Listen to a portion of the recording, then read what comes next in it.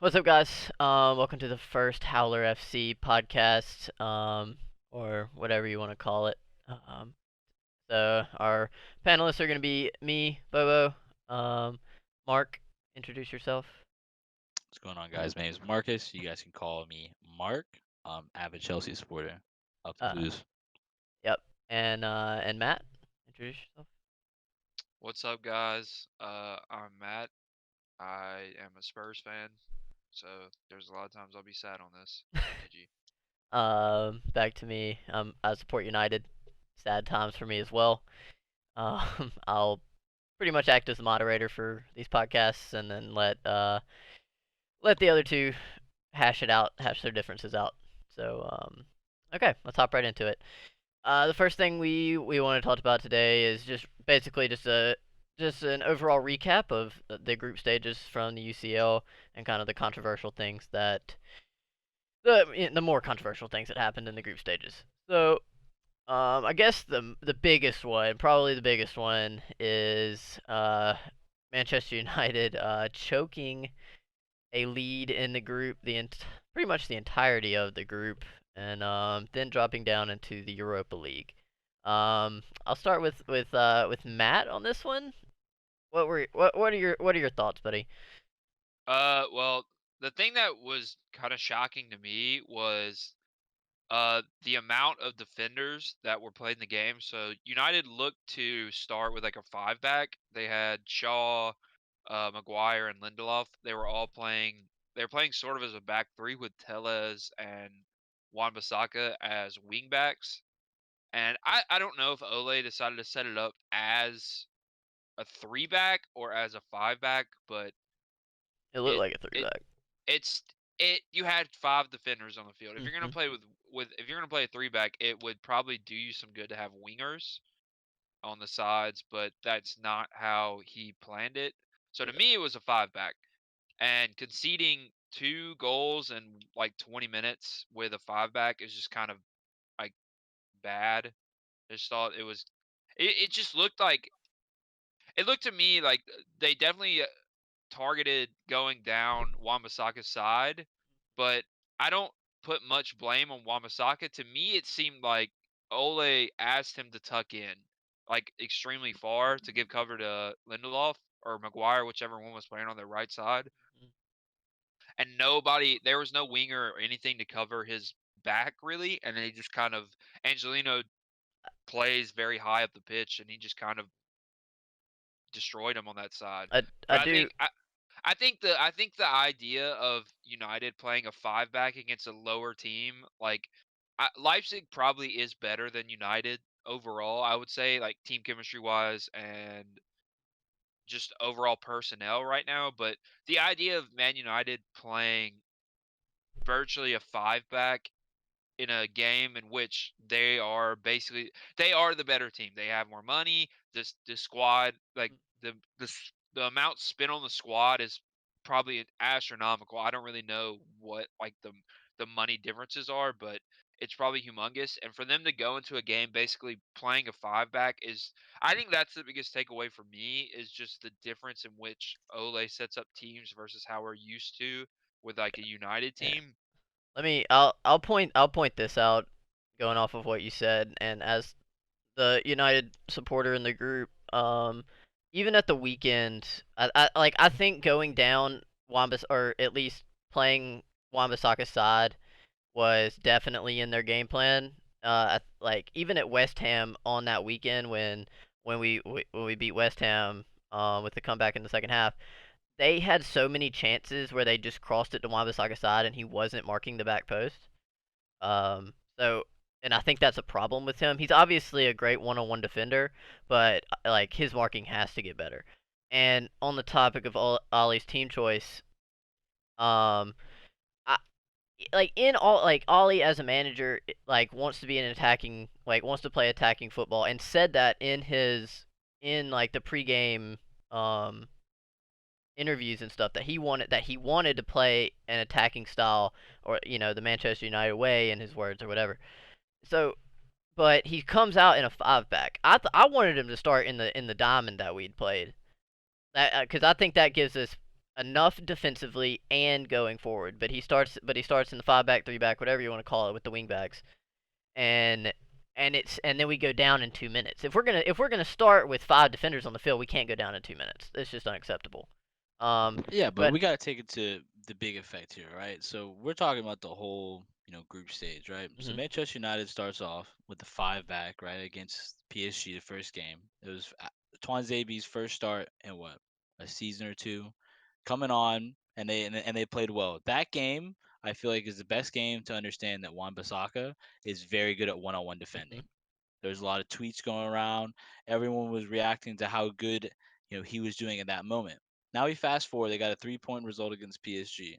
They play Leipzig and have an absolute masterclass. Rashford has a hat trick. let, And let even with that, that's kind of a iffer. But now, if you look at that right now, as of recording this, it is the 14th of December. Leipzig sits third in their table, and PSG sit third as well, right? So these are not bad sides. no, The game where I think United threw it away was it, was when they went to Istanbul, 100% and agree. that was where Ole did not agree with the two previous games of what was working, because in Istanbul, I just looked this up, they're sitting in 12th place in their league. So respectfully, I'm not trying to say Ole looked over them. Ole was probably thinking, yes, we could play a more attacking. We could play the Manchester United way, and from now on, Demba Ba, regardless if he was in the Prem at Newcastle or at Chelsea, I mean, he is still haunting United because of the horrendous error, the no marking on the corner. That one goal has now changed the whole perspective, and Mhm. now ultimately has sent them to the Europa League. Yep. And and if yeah, let's look at the group stage for United as a whole. Okay, first game PSG 2-1. I thought we played really well. I thought we dominated that game for the middle portions. I thought at the start of the game when they pressed us, and the end of the game when they needed a goal, I thought like they were better, but the the probably for 60 to 70 minutes of that game, we were the better team. I personally thought we dominated, which we only won 2-1. Then we go to the Leipzig game at home, and I don't yet at the end of the game 5-0, the score says that we dominated, but I don't think we played as well in that game as we did in the PSG game. I thought Yeah, agreed, I agreed for think sure. I think once we got the third goal, yes, we dominated because I think the game was over by then. But And I think Rashi that's had a just great game. where I just think that's where you see the Ole Yeah. inconsistency. Uh-huh. You see No, the team exactly. section, which it's Exactly. very similar to Frank Lampard. The biggest thing about Frank right now is you could have a great performance. A great example is Olivier Giroud. He was never really looked at, but now that he's having a great performance, we look Mhm. stupid if we don't iterate that Mhm. into the starting 11. Because I mean, Giroud scored 4 goals, one of the oldest player to ever score 4 goals in the Champions League. So what are we gonna turn around on the weekend and disrespect him? So if Twanzebe has a masterclass and then there's a 5 back, you get this system. Why fix something that's not broke? Mhm. All right. Why revert to Yeah. the why Oh yeah, revert to I what you think completely is gonna agree. work out? We can have a whole discussion about Ollie and you know the inconsistency, what the issues are. I have my own thoughts. I know both of you do too, but you know the biggest for me is yes, we've had consistency in results overall, but it's also per half. I mean, even there's inconsistencies in game, like in the game. We're not just poor for a whole game or great for a whole game. We're poor and then great depending on what half we're in, which is you know another level of inconsistency. And usually, this season it's worked out in our favor, where we're poor for a half and we only give up one or two, maybe at best, and then we were able to rectify that. Not in the second game against Leipzig or against PSG, but or the second game against PSG. But in the league, it's been working. Anyways, let's I mean recap. Okay, let's recap that. Biggest takeaways: the loss to Istanbul is basically what killed us. If we just win that And the game, heavy reliance on AWB, just like what yep. Matt said, you can't Mhm. always just rely on one Yeah. person to produce everything. I mean, you guys bought Alex Telles. I understand it's a very slow start at United, but that was supposed to be the next guy. Yep. And he guess what? He played at PSG. Yeah. Luke Shaw played at Istanbul. Like Yeah, I I don't know remember why Luke Shaw watching played. Luke Bringing that Shaw. up, I don't know why he played at Leipzig. No That's idea. what I'm trying to say is, a lot of it is the inconsistent team selection, and that's not necessarily just to again recap everything. United doesn't really have a true identity right now. The only Mm-mm. the only person that they could do right now is, spray a ball into Bruno and just let Bruno do the dictation. I mean, that's fine and all, but then we saw in the Manchester derby, if you man mark them like the old Jose Mourinho tactics, it works. It efficiently stops the creativity from going forward. So, United got bounced because lack of identity, lack of consistent team selection, consistent performances, and I just don't think that what Ole has going in that back staff, it's the same with Arteta. I don't think they have full control over the locker room because they're switching captains mid season. Bruno goes to captain, then it's back to Maguire. Well, Now that Maguire was looks like that was because he's at Harry was half out of with it. injury. Yeah, but I mean, but that's what I'm saying. You saw the reaction when Bruno went to captaincy. Oh yeah, I mean, That's what I'm I saying. think everybody, not everybody, but this United supporters would rather see Bruno with the armband.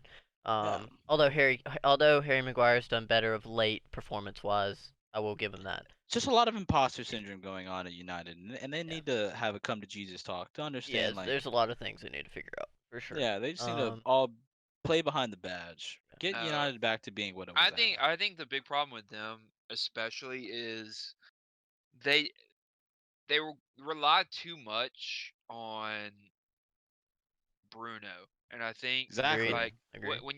when you see Lack of Bruno, like identity. Bruno plays, Bruno more often than not has a decent game. He has a game that he at least gives some sort of chance creation. He has some sort of chance creation almost every game he plays. When he doesn't have that, those are usually the games that he loses. Struggle. And I think that a lot of the problems with them is, and I think Gary Neville said it after the game, after the City game, is that the amount of times that the team changes, the amount of times that the formation changes, the amount of times that you have a different back line or a different front three is more than probably any other team that doesn't rotate.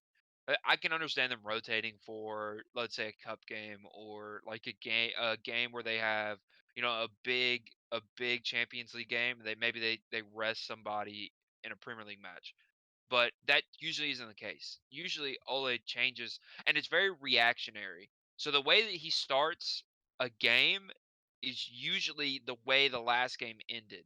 So he'll change something from the first half. Let's say he'll go to a five back, or he'll go to, he'll put somebody different up top. Usually with that change, he starts the next game with the same change. So it ends up him just reacting to different teams instead of having a team that's set up in a way to win the game without there's a lot of the quotes I like from especially the old Man United days is that it didn't matter who they were playing, they were going to just play. Like it didn't really matter who they were playing against, they were just going to put their team out there and they were going to win. And now I know it's a lot harder, especially with how people set up. But if if you're playing a Brighton, they're gonna go heavily down the right side and basically camp crosses. But when you're playing, and same thing with Tottenham, like we're gonna sit back. You know that before even playing the game. So putting a team out there that is supposed to react to that team is, instead of building a strong 11, I think is kind of, it kind of shows how immature Ole is in his managerial career. I think he's just not there. I think that's the big problem with United, is that, sure, I think that, the thing is that Ole will have a bad loss and then he'll win, the next 3 games. I think I could go to United and win a couple games just by setting up a team. It's not hard. It's really not when you have 500 million players. Like $500 million worth of players. Like they should win games. The problem is they're not dominating games. They don't have control of games. When you Yeah, see it's just City not the play, United way. City, of course, Pep loses some games that he shouldn't. Of course, that happens. Their XG is usually insane, but they lose matches. It happens. But they dominate most games. They go out and imprint their style on games. And with Ole, that doesn't happen. They'll get a lucky penalty, or they'll get a lucky Bruno shot, or Rashford will, counterattack and somebody will slip a ball through and he'll run and go score. That's how they usually win games now. They don't dominate matches. They don't dominate games. They usually don't have majority of possession. I would say there's many games they don't have over 60% possession against teams where they should be dominating. That's the thing that, scares me about that team, that used to scare me about. United would beat you down. That's why they scored so many 90-minute or late goals, is that they would beat you down over the course of 90 minutes with possession, with crosses, with shots. There were just things that were peppering your goal, and that doesn't happen anymore. It They don't dominate matches, and for a team that should be, top 4, top 3, whatever, there's no domination in the way they play. Sure, they create chances, and I think that's a difference.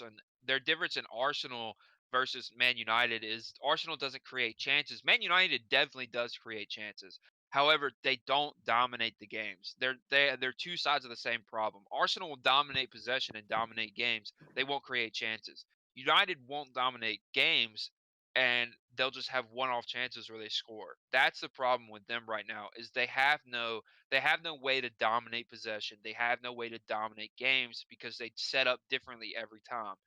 If you don't have any sort of, you know, consistency, it's hard to build a game plan around players, because if you build a game plan around Cavani, your game plan is going to be different than if Martial's playing the 9, if Cavani's playing the 9.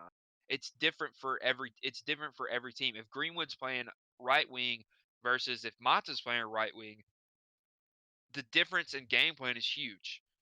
It's just bigger. So the thing with Ole, I think, and I think the reason why he won't last long is that he has no identity. And that's a big problem for a big team, is there's no identity. Jose has an identity. He's going to camp. He's going to park the bus in big games and play on the counter. Arteta even has some sort of identity where he's going to do the same thing but control possession. Pep has his identity with keeping the possession of the ball. The press from Liverpool. All the top teams have identities. Man United really doesn't have. When you go and watch a Man United game, you don't know what's going to happen. You don't know the team selection. You don't know who's going to start up top. You definitely don't know who's going to start in the back. You don't know who's going to start in the midfield either. Yeah, I think we can all agree that I think we at some point I think we can all agree with what you're saying. There's definitely a lot of problems at United, whether it be the manager, players, agents, whatever, there's a new problem each day with United right now. Um, but we can make a whole video on that at some point later. A whole discussion on that, I guess. But I guess the next thing we should talk about is Real Madrid's struggles in the group stage. I know they ended up coming out on top in their group. Um, but I don't think anybody expected them to have trouble with that group. And then they did. I have the one sec. I'll just tell you all their results. They match day 1, they lose 3-2 to Shakhtar. Match day 2, they go to Mönchengladbach in Germany, and they're down 2-0 early, I think, and then they're able to come back and make it 2-2 and get a point out of that game, fortunately for them. Then they played Inter Milan 3-2 at home. Um, I can't remember how that game went, if they scored late and won or whatever. Then they beat on match day 4. They beat Inter Milan again 2-0. That was probably their one of their easier games. Then they go to Shakhtar and lose 2-0, which was a shock probably for everybody. And match day 6, they beat Mönchengladbach 2-0 to take the group. Um, So they definitely struggled in this group, and there was definitely some results there that opened people's eyes. Mark, we'll start with you on this one. What was your thoughts as the group stage progress for Real Madrid? I think the biggest thing you got to take into account here, right, is that Real Madrid, if you think about the epitome of football, there's only a couple clubs, the Manchester Uniteds, the Barcelonas, the Real Madrids, the Chelseas. When these names start, like when you play a Shakhtar, who's a Ukrainian giant, who has a football factory for all these Brazilians, when you get drawn with them, they are going to take you serious. This is not no we're going to play the third string. They're going to go out, they're going to challenge every single 50-50, and they're going to go out, play for the badge, and earn the respect of the manager. And I think the biggest thing right now with Madrid is a lot of injuries. And they also, as of right now, I understand Benzema is an absolute um, number machine. He's doing a lot better this year, and he's showing to be one of the leaders that they need in this run to maybe to win the Champions League or get far. But you can't just rely on Ramos and Benzema. Ramos has a very big disciplinary problem. I do know he was suspended for 2 games in this. So, especially with the one loss away at Shakhtar, I'm pretty sure that he was suspended for that game. So, without Ramos, right, they go into games with already out this big enigma. Like, okay, we lost our you know, defensive vocalist, the leader, the guy who holds the glue together. Now we don't know who to rely on. Then steps in Benzema, and Benz produced, and he got his team the results that they needed. But at the end of the day, a lot of injuries in this team, especially Hazard. When you spend 140 million on a player, you want him to stay healthy. You want him to take it serious. And I'm not too sure if Hazard is just trying to enjoy the remaining of his season or if it's just a lot of unfortunate injuries. But that's been a huge factor in how they've been doing because right now the production for that team is heavily relied on, young Brazilian talent that they got in. And they obviously want to groom. Yes, they want to make them better. But would you take a Rodrigo or a Vinicius Jr. or would you take Eden Hazard or even Lucas Vasquez, someone that is proven. But it, I think right now, I don't ever really disrespect Zidane. I just really think that they need to go out in January and they need to go after like a Holland or they need to go after a big name to try to solidify, someone they could rely on. Something like Cristiano Ronaldo. I'm not saying everyone's going to be that reliable, but Cristiano Ronaldo, when Madrid needed a result, they could put the ball on his noggin or on his foot. And the same thing goes to Ramos.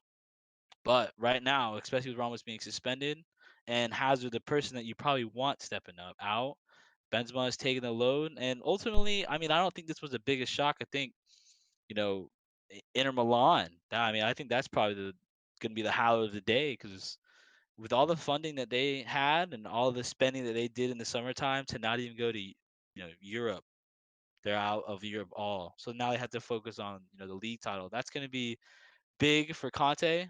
No hate on him. I love Conte, but it looks really bad for him that they couldn't even get the third place. So, yeah, Real Madrid struggled. And again, they'll get better. Hopefully in January they'll make some additions. Not saying they're gonna go sign some big name in January, but maybe sign someone that can help with the scoring and help, with the defensive load because they have some good talent, but they just need someone to rely on.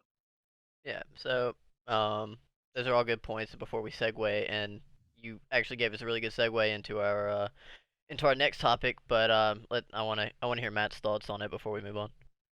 Uh, I would say that the same things kind of scare me about Madrid, but I would say less than that. They've had 3 wins on the bounce. They beat Sevilla, um, they beat Gladbach, and then they beat Atletico the last 3 wins.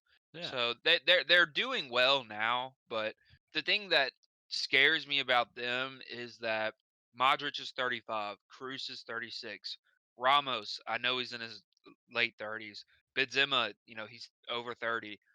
A lot of these core players that Madrid have are old. I mean, that's just the fact is that their double pivot of you know Cruz and Modric is fading. They have Odegaard, they have Valverde, who are both really good prospects. I would say that you can expect probably in this summer or the next that either Mbappe or Haaland will probably go to Madrid. That's just I'm pretty sure Perez has said that that's going to happen. Um, but I would say the thing that does scare me the most about Madrid is not having Ramos. Ramos to that team is just monumental. He's a There's backbone. nobody close to how big of an impact. I think Van Dyke is probably the closest thing to what Ramos is to Madrid. He just is. He's their wall. So many late goals, but even more than that, I mean, he's just a stalwart defender. He's the best defender at the club. He always has been, always will be, probably. Um, that I would say, and they're having a lot of trouble with their back line. Vasquez has been playing right back for most of their season this year. He's not a right back, and then Mendy and Marcelo have been sharing time, but I haven't seen much from Mendy to really, you know, to give me like an idea that he's going to be the next Marcelo, that he's going to be someone who kind of takes over that spot. I haven't seen it from him, but the thing that I think will determine, if Madrid goes back to being the Madrid that everybody knows they are, is their next couple of windows. If they're going to replace Benzema, if they're going to replace Ramos, are they going to get in, somebody to partner with Valverde as like time goes on, or Odegaard? I don't know, and that's questions for the future. But for right now, Madrid are going to be what they've always been, and that's how are how is Benzema going to play? Is he going to get the service? And then what kind of day is Cruz and Modric going to have? That's usually how that team goes. Cruz and Modric will control the tempo. Benzema will get one or two chances, and then if the other team scores, if they like how Gladbach usually plays against them, is if Thuram has a good game, they win. If he doesn't, then they lose. That's just how kind of Madrid is. Madrid's the same way. If Benzema, puts his chances away, they usually win. So they're more than more than often reliant on Benzema, and that's kind of just how it will be, I think, until they either find Mbappe or Haaland in the transfer Yeah, market. I agree. I think the transfer windows are going to be big for them. And you touched on the point that I was going to make, uh that the discrepancy in personnel and their ages is very high. Like they have good young players and they have guys who are aging who were very good, still are good, but were very very good. They were but and my big the big thing for me is they don't have the guys in their prime that are um like, I mean, you have Eden Hazard, who you could say is still in his prime, but he's injured all the He's time. That's going why, through something. yeah, He's going yeah. through something. They bought him for a massive amount of money, 140 million, like Mark said, and he just hasn't been able to stay on the pitch. Um, but you don't have, but like you have Lucas Vag, but and the other guys that are quote unquote in their primes at the club are people that Zidane has pretty much um exiled, I would say. I mean, Lucas Vasquez is playing right now, but is he really good enough for Real Madrid? That can be a debate, but I don't really know. Isco, who is looking to get out. I rate Isco, and I think a lot of people rate Isco, but apparently Zidane doesn't. And um, but yeah. So I think that's enough on Real Madrid for now. I don't. We'll talk about their draw in a little bit. Um, but Mark, you gave us a good segue into our last point about Inter Milan, who have crashed out of the UCL Devastating. in the same group as Real Madrid. Actually, I think if you looked at this group, um, you would have thought Real Madrid takes it at the top, and they ended up doing that.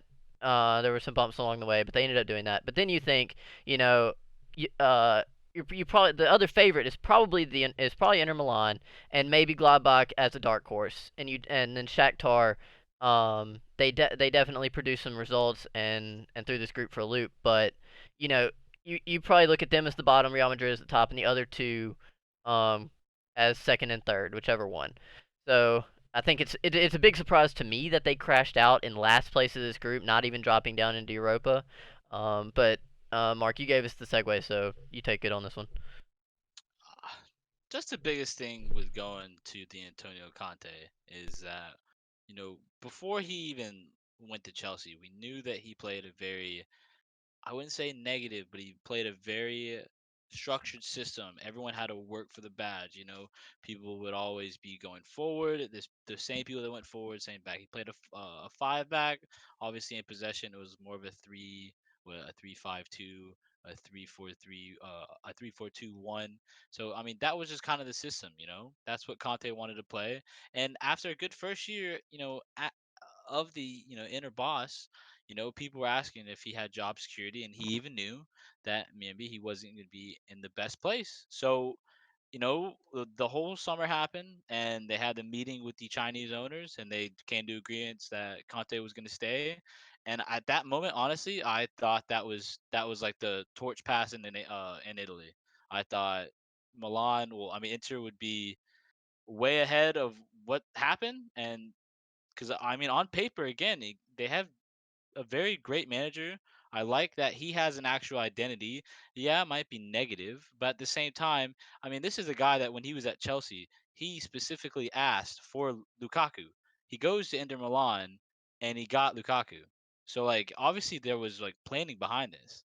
So for them to have Lukaku, Lautaro, I understand Sanchez and all the United rejects that are there. They have to put in their shifts, but I just think there's no way that with that squad they can't even get to second place in that group. I'm gonna be honest with you. I thought the Ajax, Atalanta, Liverpool group was more interesting than this one. But in the end of the day, Inter Milan, due to just not following Conte's system, not defending. They're not playing for the results. It just seems a lot of, laziness, complacency. Maybe it's because now they're in Europe and now they're in, just competing. But this is the same Inter Milan team that went to the finals in the Europa League to Sevilla and lost in the final. So I don't know if Conte needs to figure something out with his, system and make an adjustment, but I truly believe maybe some of the personnel you could take away and make better. But with with the weapons that Conte has, I think finishing fourth place in that group is terms of sacking. Because again, you're trying to promote that Inter Milan is going to be this new up and coming team in Serie A, which are doing well respectively in the league. But I like to think of things, if you're not doing well on the European standard, you can't really be rated. I mean, you could be rated as a team, but no one ever says that Chelsea was the best team if we won the Prem, but we didn't win, the UCL. Bayern's a good team because they won both. They won the league and that. Barcelona used to do that. Manchester United serial winners did that. So if Inter Milan really wanted to take a step up, they took 3 steps backwards because the results and everything that happened with this year's group stage, they should be embarrassed. They should figure something out. Conte should get a new assistant manager, someone's going to work with the staff, work with the team, and they need to have a crucial window in the summertime going into next year. They need to focus on the league, get out of the cups, focus getting top 4, top 3, and that way their next year Champions League is not this same run that just happened. Or else I could totally see a change of position for the managerial position at Inter Milan next season. Matt, thoughts? Do you agree? Disagree? I think the thing that's kind of funny about Milan is that they were, seen as this big, they were coming up next. And the team that's actually coming up next is Milan, the other Milan. AC Milan's unbeaten in Serie A. They haven't lost a game. They've they've dropped points. They tied at the weekend, but that's the really shocking thing about, I think, this year, especially in the Serie A, is how good the other Milan is. Um, and I think that really is what's going to lead to Conte being sacked is, the pressure from the other Milan in the town. And also I think the thing that, really I think damns Conte is how he's, treated the the windows. I mean, buying Ericsson in January and then just not using him. I mean, Ericsson barely features. There's talk about him leaving in January, this January. I mean, one of the most creative players in the Premier League since while he was here, especially for Tottenham, he just doesn't get used at all by Conte. It's so strange. He was seen, Conte picked him out. He wanted him, and he just hasn't featured at all for his team. It's and a lot of the times, especially in that game that got them knocked out of the Champions League, they needed a creative spark, and you have Christian Eriksen sitting on the bench, and he's just not playing. Yeah. I don't know what the deal is with Eriksen and Conte. There might be something there that we don't know, but all in all, for you to spend that money. I mean, it wasn't that much. It was 20 million, but you're getting I can't imagine the High wages that wages. High that wages. Ericsson's on for him to just not feature for Milan. I don't understand it. There's probably something more to it that we don't know, but it's just a weird thing that Conte's just kind of he's dug his own grave, so to speak. I think that's his big thing. I think he did it at Chelsea, and I think he's doing it now at Milan.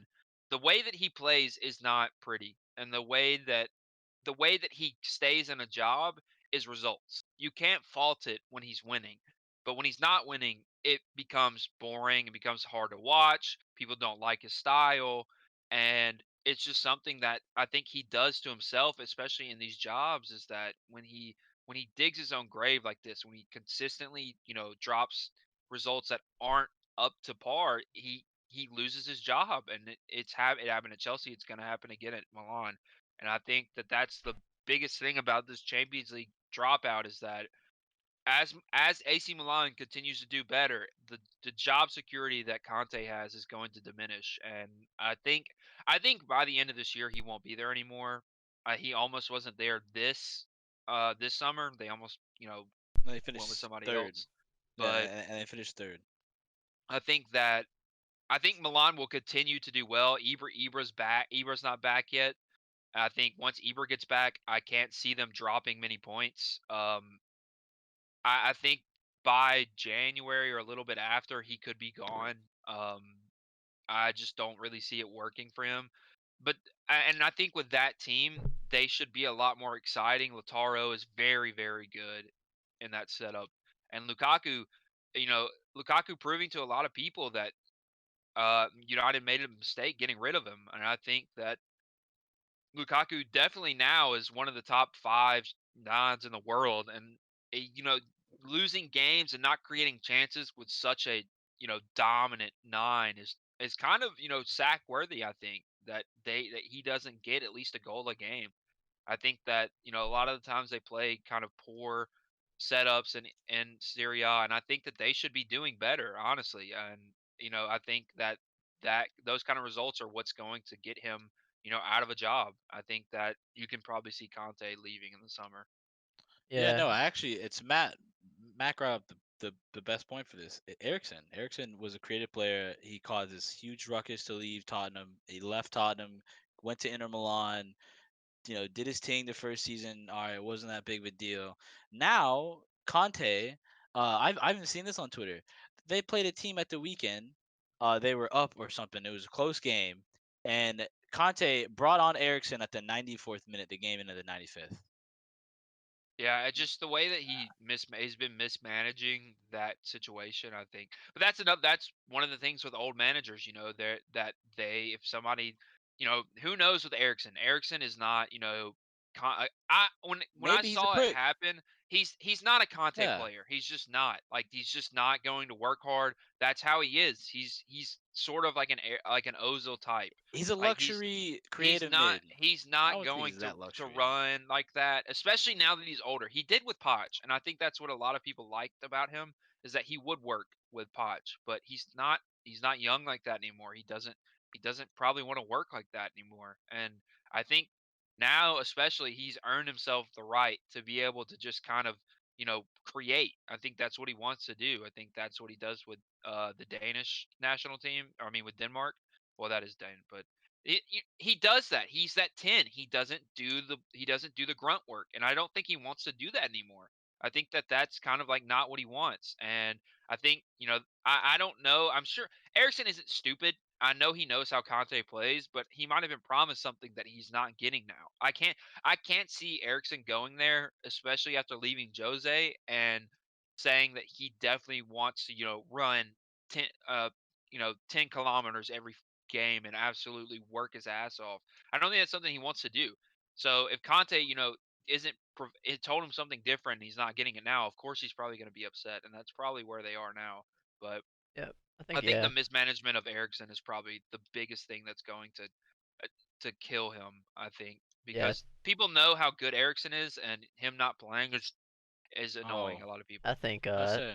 I think everybody was. I think everybody was surprised by their placing in this group and their struggles overall. I do think I do agree that um Conte is definitely on thin water there, and is probably on the chopping block. Um, just with that squad and the amount that they've put in since Conte has been the manager, if he can't produce results, I think I don't see him lasting there much longer. Uh, so I guess let's go ahead and move into the draw that was done today. Um, we have we have the round of 16 games that are gonna come up very soon. I guess the first one, Matt, we'll start with you on this one. Gladbach versus Manchester City. City right now are the odds-on favorites to win the Champions League. Um, do you agree with that? How do you think Gladbach will fare here? Do you give them a chance at all? How do you think this draw is gonna go down?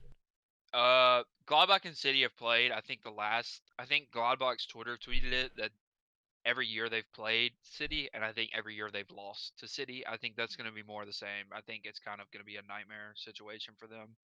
Um, City, I think, is having a lot of problems right now, but I think by January, I think a lot of those problems will probably be gone. I think Aguero might be back fully. I think that's their biggest problem right now is Aguero not being there to put the chances away. I think they've had a lot of chance creation, especially with De Bruyne, but with Jesus, he's just not the cold-blooded finisher that Aguero is. He's just not going to put away the chances that Aguero does. And I think that's a lot of their problems right now in the league. And I think that's going to kind of, fix itself as as January and these ties come up, but I don't think Gladbach has any chance. And I also don't think that City will win the Champions League. I, I think they were odds-on favorites as the season started, but I think as the season has gone, I think a lot of people are seeing kind of like their frailties. They're still frail at the back. They're not great in the back. They you know and they haven't scored as many goals this year as they usually do. Their goal tally this year Aguero. is much different from how it usually is. They usually are scoring, beating teams by like 5, 6. That's usually happening, and this year it's just not. They're not, pounding the goals in like they usually do, and I think that can, be seen as Aguero's. When you don't have Aguero, someone like that to score the goals for you, it's gonna come up. Like it's just there's no way it doesn't. So I don't see any way. I don't see any way City lose this tie, but I don't see them progressing that deep into the tournament. I just don't see it happening.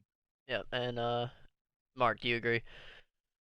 I mean, when you got John Stones benching Laporte, the guy who was bought in to replace the guy who's playing right now, I think that Pep needs to again have a sit down. I mean, that this team understands that they're pretty good.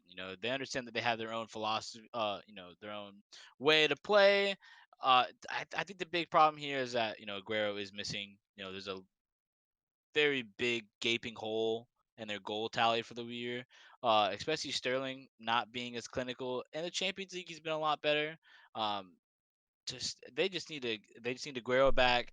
They need to stop this John Stones Laporte drama that's going on. They need to fix this left back Joao Cancelo or Ben Mendy. I mean, a lot of things at City, in my opinion, they come from just positional battles. So that's why I just think that they'll beat Mönchengladbach. However, I have mad respect for Gladbach. They have a good team, up and coming. maybe another year they might be able to consistently get into the knockout stages and get past the first round. But just right now, I think Manchester City wins this game, maybe like 4-1, 4-2 in aggregate. And I don't see them going that far. If anything, it's going to be the traditional, you know, City will get to the semis, and then someone will trip, and that'll just be the end Okay. of that. They'll lose by a goal, and then Pep will always say, some VAR, maybe some controversy. But yeah, Okay. City just wins this kind of, I wouldn't say easy, but respectfully. Yeah, I think that's probably the view from most people. Um, but so it sounds like we think City's gonna go through here pretty I think the handily. danger of dealing with these ties right now is you never know what's going to happen in January because, City could True. go out and buy some crazy True. left back and they could be the best, team in Europe then. I mean you don't know what's going to happen in January, which is a lot of, the scary things about predicting these ties is, you don't know what's going to happen with, Yeah. Pep. He could go out and buy a different striker. He could go out and do a lot of different things. But Also, Messi can sign for any club. Well, he can negotiate with any club that's outside of Spain, starting the new year. That is spicy for that, and obviously I think City would be the favorites, them and PSG, because I think Neymar's recruiting them pretty hard. But that's true. I think for right now, I think we can only go off what is reality. And sounds like City wins this tie, but maybe doesn't go on to win the Champions League like the odds are saying. So let's move on to the next one. Mark, I'll let you take this one. It is Lazio and Bayern. Bayern, who is probably my favorite to win the Champions League, get the repeat. I don't think their squad has dropped off enough, and they've added to their squad. Leroy Sané um, And is a Choupo-Moting. massively good player, and they still have Lewandowski up top, but he's still banging in goals. Doesn't look like he's going to stop anytime soon. Best number 9 in the world. Matt may have a different opinion on that. I'm just starting the pot there, but Mark, I'll let you take over on that one. This is easy. Lazio, thanks for playing. I one. mean, great team. They did well in the knockout stages to get. Oh, well, I mean, in the group stages to get to the knockout, they had to play. I'm pretty sure they had to play Dortmund, Bruges, and another good slinging team. I don't think Bruges, maybe someone else, but I'll let you know right now. you know, regardless of the fact, Lazio had a good group stage. I'm pretty sure they won one of their games without Immobile Isn't it? being there. Zenit, yes. So I mean, all around, good job, Lazio, for getting there. But as Boba kind of mentioned, the problems right now at Bayern is there's none. I mean, Yeah. they are not doing well in their league, and as of right now, they don't have the first position in their league. But I mean, I watched them play. Diego Simeone's Atletico Madrid, and calmly spanked them for nothing. I mean, it was a clinical set of rotations, and Diego Simeone should have had all 3 points, and Bayern still found a way to tie that game. So with all the things that I'm seeing, Bayern are the favorite to win the Champions League. Bayern will win this tie against Lazio, and just Lazio. Hey, again, keep improving. The squad's getting a lot better. I like all the new positions. If they could keep Savage this, going into this summer transfer window, Luis Alberto looks good. Correa looks good. I mean, everything around them looks great, just not better than Bayern Munich to beat them. Where do you put uh Zero Mobile in the in the top of the top what would you say, top 10 striker in the He's world? top five. Really? You put him On at top no. 5? on top of his production stats, he was. I mean, he was up there last year. He's been banging consistently goals for Lazio ever since he had the whole, went to Dortmund thing. Didn't really pan out. Sevilla, yeah. I don't like Spain. The minute he came back to Lazio, granted, a lot of times he does score pens, which can be kind of deceiving. I'm pretty sure half his goals last year were pens. But Personally, at I the think he same needs to leave time, Lazio if he wants to be considered a top 5 number 9 in the world. Personally. I want to put him the top five. That's just me. I like Ciro Immobile. It's just kind of a shame that he kind of had his whole young phase at Dortmund, and then that's how Yeah. people see him. But I mean, I still think I mean for sure top 10. If he's not top 5, then he's 6 trying to get into the top 5. Okay. Matt, thoughts on this tie, your prediction for it, and your thoughts on Ciro Immobile and his placing in the top of the striker echelon, I guess. Bayern GG, Ciro Immobile's top 10. Okay. Cool. That's easy enough. Okay, Mark, I'm gonna go back to you with this one because this one, this is probably the spiciest of the well, okay, one of the two spiciest of the round of 16 here. Your Chelsea versus Atletico Madrid and your favorite player, Joao Felix. Let me hear it. I mean, I'm just gonna play it just plain and simple. Um, this is honestly the worst possible draw you could have gotten. Um, because people are gonna be like, oh, well, they're kind of going through a thing, whatever. No, absolutely. Diego Simeone lines his men like they're going to war. Like, I mean, even when they did lose 4-0 to Bayern, they were still working. People were still, accepting the system. I understand right now there's a big, especially with this past game at the weekend, with the Madrid derby. Apparently, Joao and Suarez had a little bit of a I wouldn't say of a hiccup, but they just didn't agree with Diego Simeone's substitutions and tactics. I mean, people are trying to say that he's going to leave in the summer. I mean, in the winter transfer window. I don't really believe that. But the biggest thing about this, Chelsea, right now, we do lack a little bit of creativity. I'm not really gonna point fingers at Havertz. Again, he needs some time to go ahead and cope in the league and just get him underneath the belt. I think we see a glimpse of what he can be, and it's very promising. And we can't really put the workload on him right now. But the fact that we don't, we're missing Christian Pulisic at the time, at the time of recording, we're missing Cho. Ziyech just got a hamstring injury. Right now, Chelsea has to find a way to win dirty. We lost against, Everton, and I'm not saying Everton played dirty, but we didn't have any creativity. So, we had to play some smash mouth, Giroud, Tammy up front. It was very anti-football in my opinion. But I mean, that's just at the end of the day, if we don't have the squad for creativity, we will have to accept the fact that both legs, Madrid's going to sit in, defend all players at all times, and then the minute they go forward, it's going to be Joao, informed Carrasco, who probably looks like their best signing. Man, came from China, wanted to come back and prove his dominance, and Did I they think sign him back from the Chinese club? yes, they Or signed him back from the Chinese club. okay. Yep. So I mean, the whole team. I still think Diego Simeone is probably he's the highest paid coach in the world. He's still definitely in the top 5. Um, just it's gonna be tough for Chelsea. I would like to say Chelsea's gonna win a 2-1, but it all depends Aggregate? down to who is 2-1 aggregate, but it all depends on who is healthy for us because if we do not have our key wide players, uh, it's gonna be tough. Um, And this is gonna I said this before the podcast. Will be the first time if Joao scores against Chelsea, I will have to celebrate a Joao goal while playing Chelsea.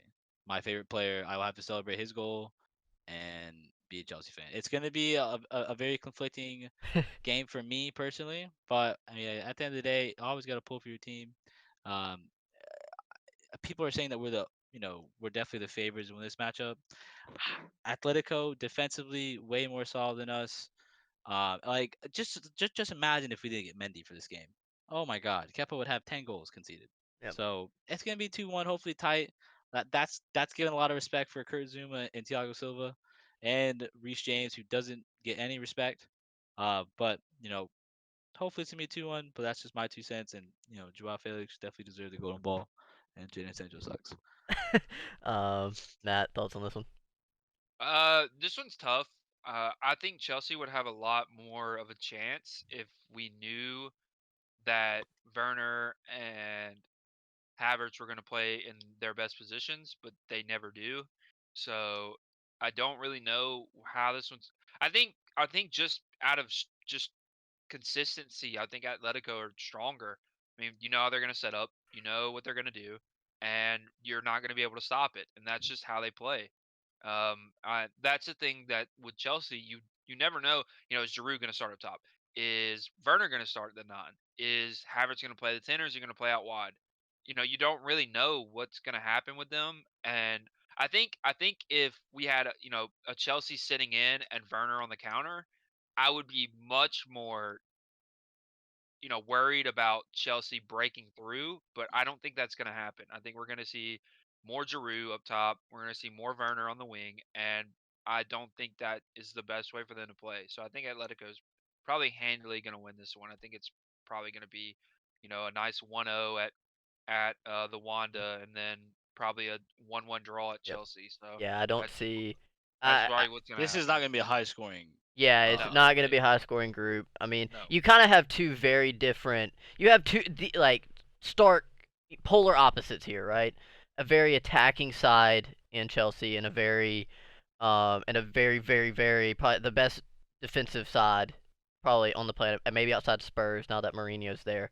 Um, I I don't see Chelsea going to Atletico and getting a result. I just don't see it. Maybe a draw if Atletico doesn't have a good day, but I see Atletico defending their home ground and getting three and getting a win there.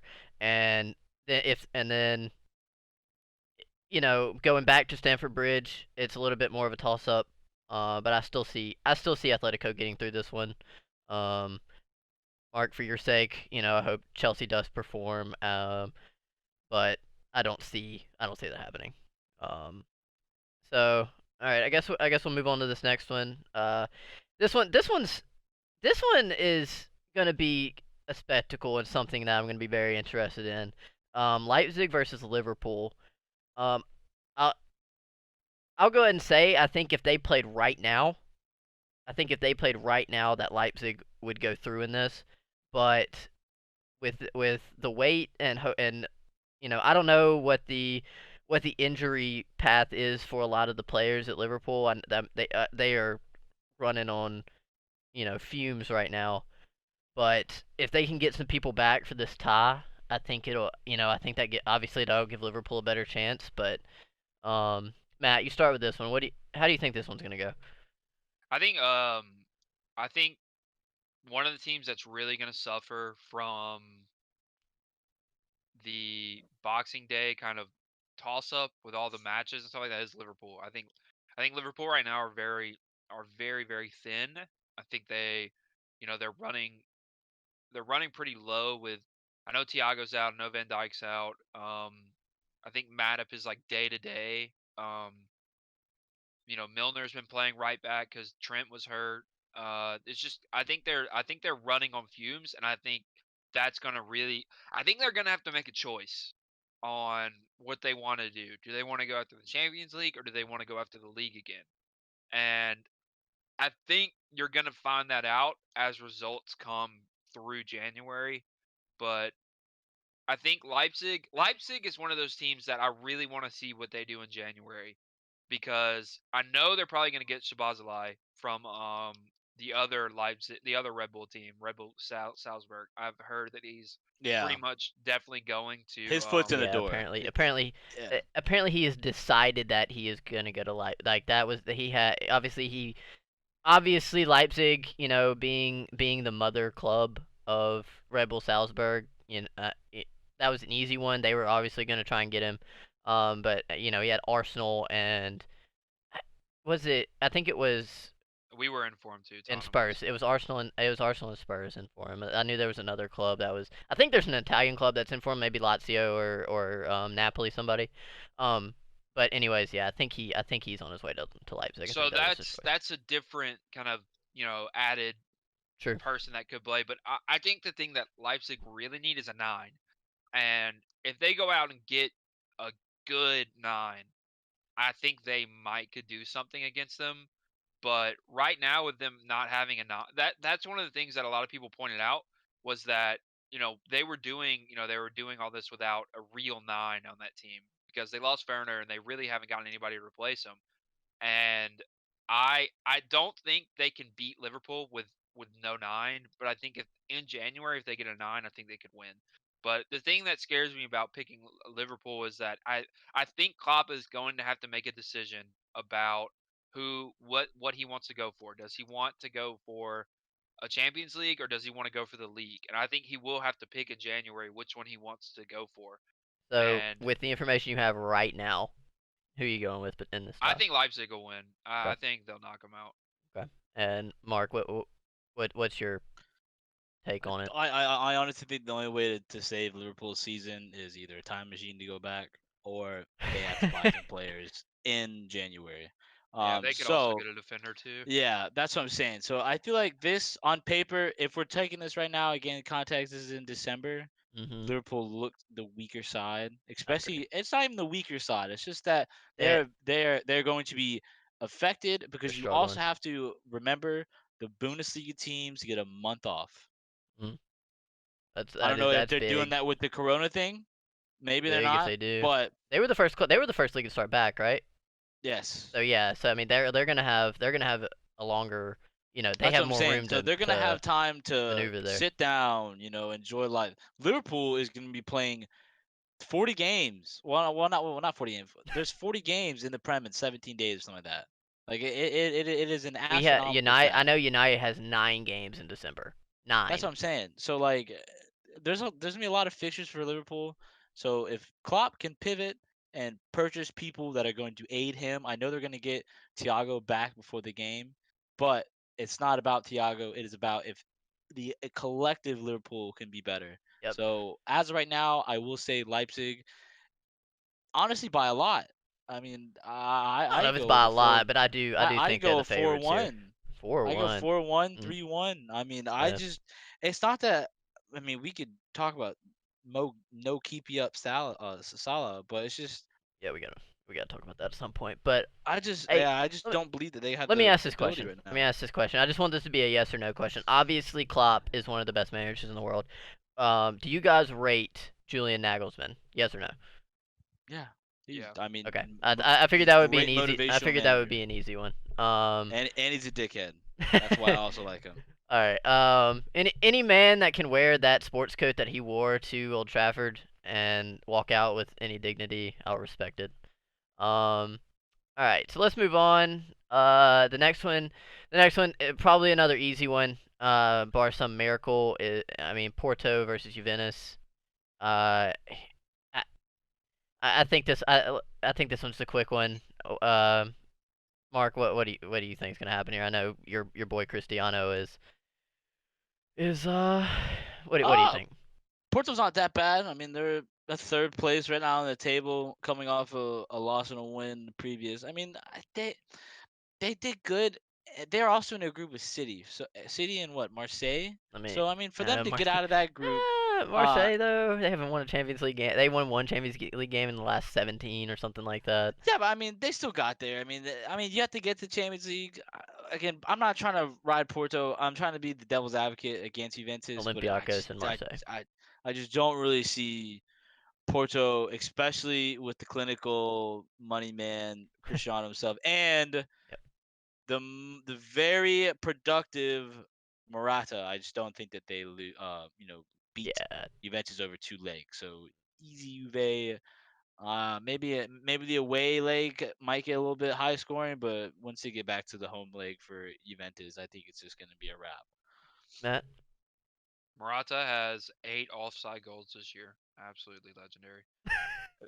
So okay. All right. So how do you think this tie's gonna go? Morata hat trick.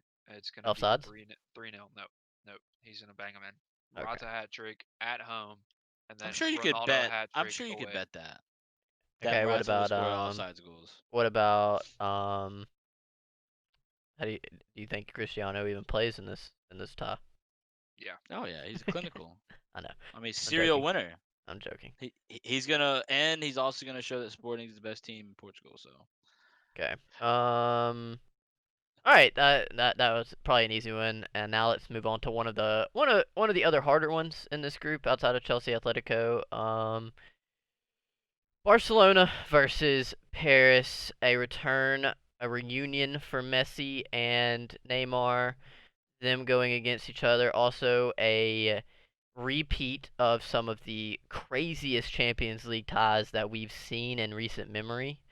Um, Matt, or yeah, Matt. Let's start with you. How do you see this one going? Well, since apparently Neymar's ankle scans have come back and they are apparently not as bad as PSG originally thought, he might be available for this game. So I think if Neymar's available, I don't see any way Barcelona is going to beat them. But at the same time, PSG just are so bad in the back sometimes, and they even let Man United beat them. So I don't know how it's. This one is probably the biggest toss up, but I think PSG are gonna win. I think PSG will edge it. I think PSG are getting stronger as time goes on. Verratti's finally being integrated back into the team, and I think Verratti's probably.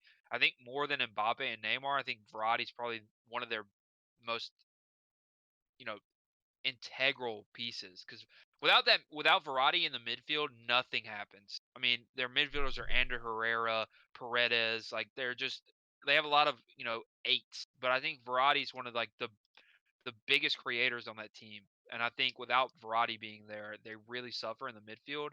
But I think now that Verratti's finally being integrated back into the team, I think that they're probably going to handily take this one. I think they'll probably embarrass them a little bit at the Camp Nou, and I just don't see. I know Barca just looks so poor sometimes. I don't think they're going to be able to get out of this one. I think it's probably going to be an easy win for Paris.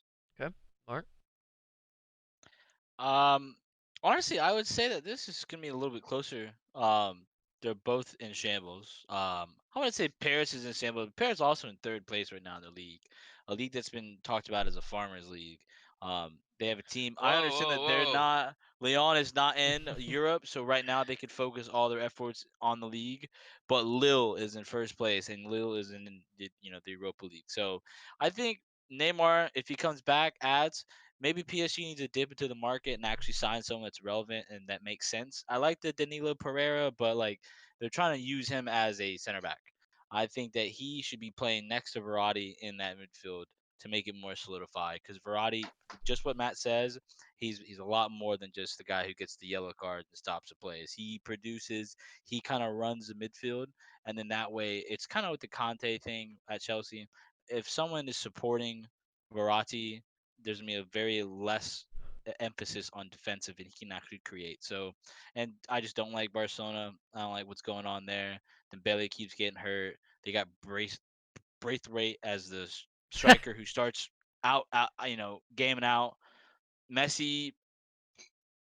Uh, Doesn't want to The be I there. goat. mean, again, I just think PSG slaughters them, especially at the Camp Nou. I think it'll be like 2-0 at the Parc des Princes, but I feel like the Camp Nou, Neymar's gonna have a dancing shoe on his head, and they're gonna be walking through the next Think you round. think you think Neymar's gonna use the Camp Nou as his dancing floor once again?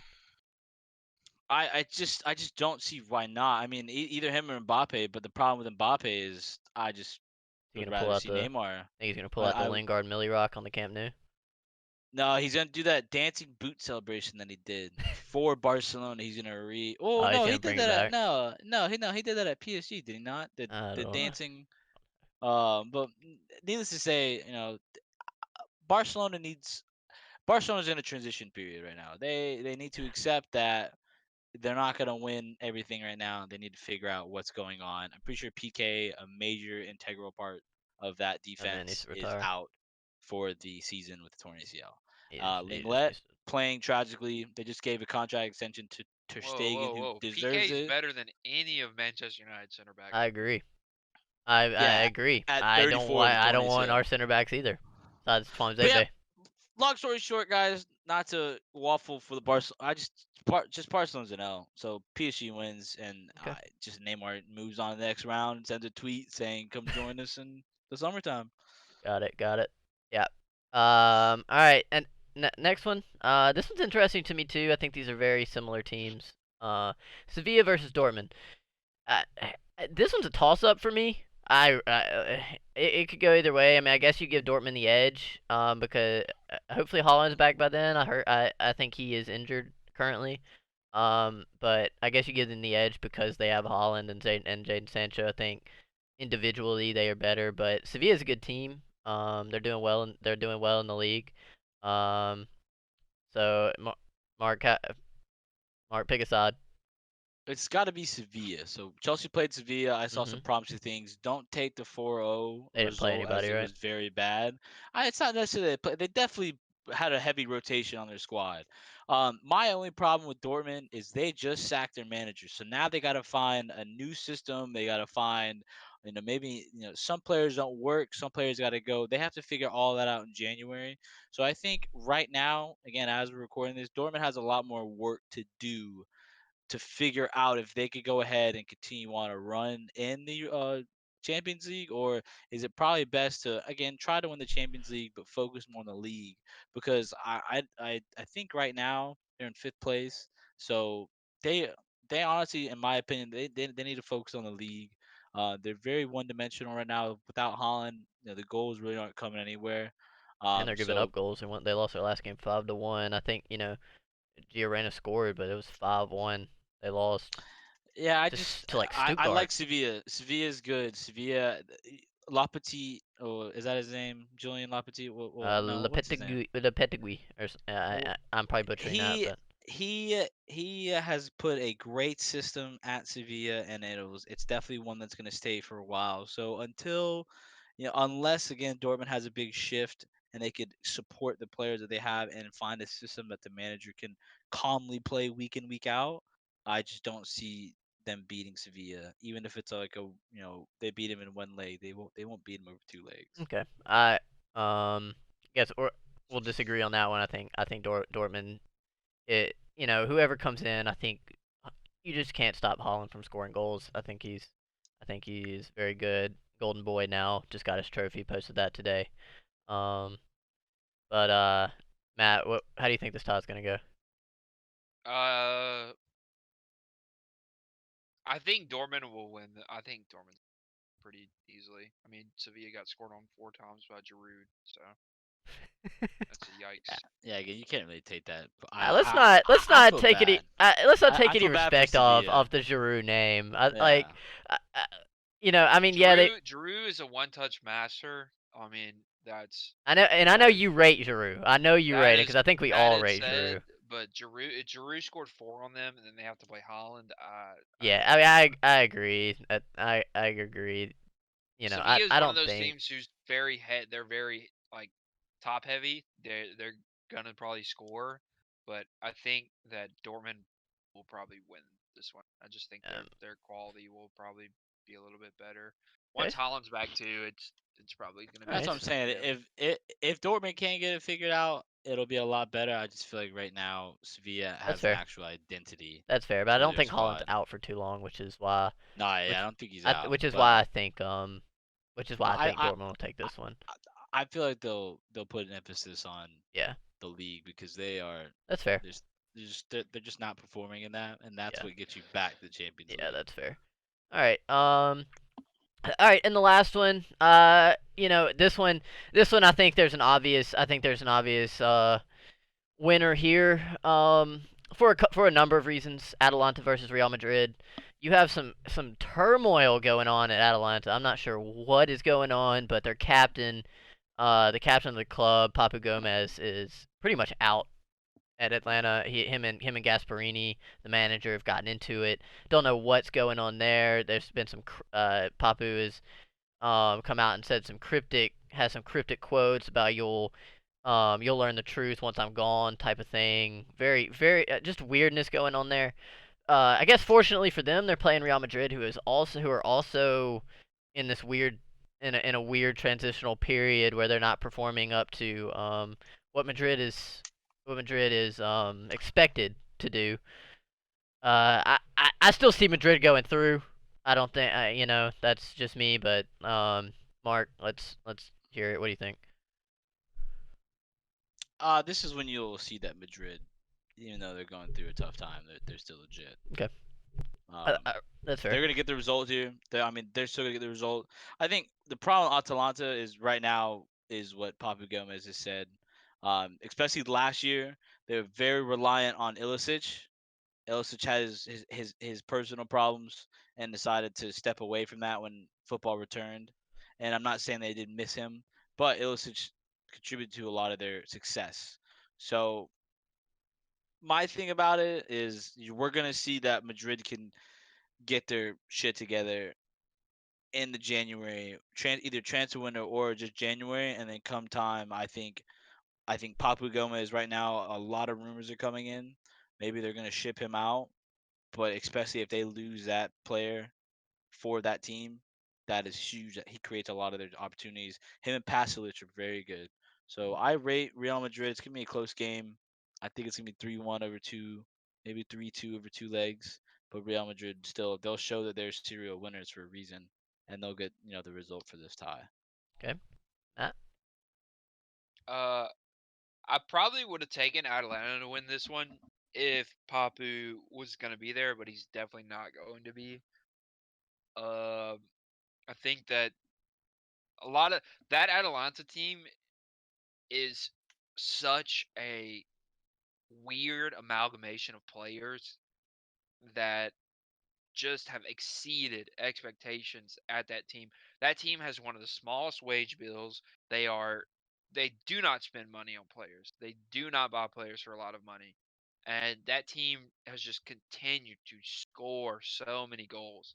And I think a lot of that is down to Papu. I think him being the captain, him being their best player, I think his creation in that team is huge. And I think them losing him because of row with Gasparini, I think that's going to probably kill that team. I think we'll probably see this is probably the high point of that Atalanta team, and once Papu leaves, I think it's I, th- going to be I think it's downhill. yeah. I just don't see both of these clubs seem to be in a state of Madrid has chaos. so much quality, Yeah, and I think Atalanta does too. I think that Atalanta team is very good, but I I th- just without Papu, I can't see them beating yeah, Creating, Madrid. yeah. they There's won't just so create. much chaos in both of these clubs right now, really. But like the Papu thing is weird, and it's not. And there's a very dark cloud over them because I think like I'm not I don't watch the Serie A very much, and I don't know what's going on. But it seems like his teammates and the fans of Atalanta love Papu Gomez, probably for good reason. I mean, he's a very good player for them. So it just seems like a really weird situation, and it doesn't bode well for Gasparini, in my opinion. Um, so, but and that being said, I think like Matt said, Madrid has so much quality. I think this tie's done. But okay, so that is the round of 16 draw. Do you guys have any last minute points that y'all want to make before we end it here? Uh, no, I think this is a good introductory, kind of setting to get into this. Guys, gotta bear with this. This is the first time we're doing this. Hopefully, True. we could kink things out in the future. But for the most part, the Howlers did a good job today. I don't think there was really any Howler today.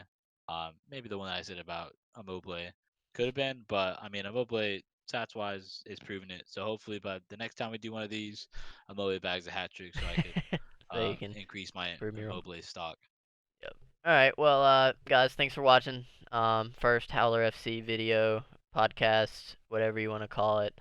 Um, please, please leave a like, comment, and subscribe. Matt, do you have anything? Matt, hit Much us with an appreciated. outro. Hit us with an outro. Hit us with the music. See ya. See you guys. Thank you.